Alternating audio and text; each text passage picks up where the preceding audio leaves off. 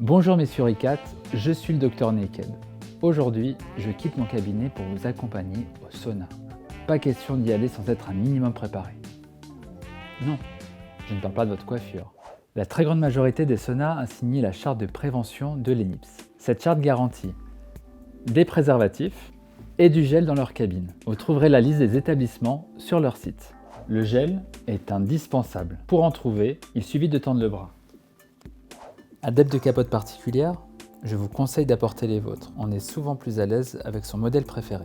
Vous pouvez apporter votre propre gel à base de silicone par exemple. Pensez également à prendre vos tongs. Marcher pieds nus dans un sauna n'est pas une très bonne idée. Pas sexy les mycoses. Au début, ne restez pas trop longtemps dans le hammam ou dans le sauna sec. Surtout, buvez. De l'eau, beaucoup d'eau. Et hydratez-vous en prenant des douches. Si des idées coquines vous viennent, je vous déconseille de pratiquer la sodomie.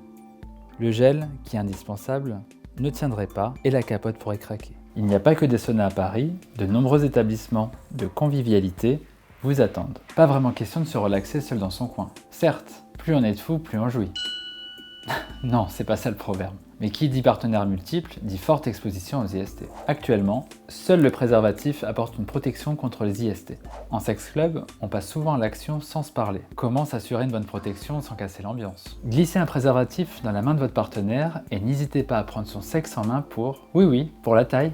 Oups! Mais surtout pour vérifier qu'il est bien couvert et qu'il a mis du gel. Et si vous vous sentez d'une humeur très active, n'oubliez pas la règle numéro 1, changez de préservatif à chaque partenaire et bien sûr, lubrifiez généreusement et pas qu'avec la salive.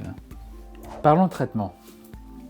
Pour les préparants continus et les séropositifs, ne changez rien.